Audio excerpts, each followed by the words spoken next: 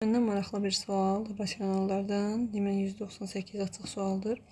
Bizə A çıxılsın 1 böl A-nın kvadratının 5'e bərabər olduğunu verir və eyni bir şeyin cəminin kvadratının ifadəsinin qiymətin tapılmasını istəyir. Bu zaman nə edirik? A çıxılsın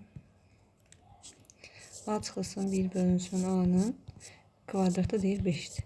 Gəlin bunu müxtəsər vurma düsturundan istifadə edib kvadratı açaq. A kvadrat çıxılsın 2 vurulsun A vurulsun 1 bölü A üstə gəlir 1 bölü A-nın kvadratı bərabərdir 5. Deməli burada A-lar ixtisar gedir, qalır 1 və 1-i də 2-yə vuranda eləcək 2. Yəni A kvadrat çıx 2 üstə gələk 1 bölü A kvadrat bərabərdir 5'ə.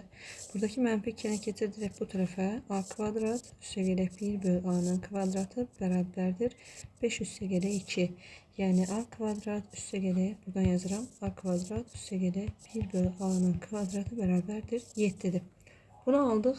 İndi bu bizə harda lazımdır? Onu indi deyəcək. Gəldi bizdən soruşduğunu. Yəni A üstə gələk 1 bölü A-nın kvadratını istəyir bizdən. Yenə də bunu kvadrata yüksəldib açaq. A kvadrat üstə gələk 2 vurulsun A vurulsun 1 bölü A. Bunu burada dairəyə alın. Üstə gələk 1 bölü A-nın kvadratı bərabərdir. Yəni biz bunu həll edirik. A-lar getdi qaldı 2. Onu belə çıxır A kvadrat üstə gələk 1 bölü A-nın kvadratı üstə gələk 2. Yəni burada ixtisar getdi 1 qaldı. Bir də 2'yə vuranda cavab 2 elədi.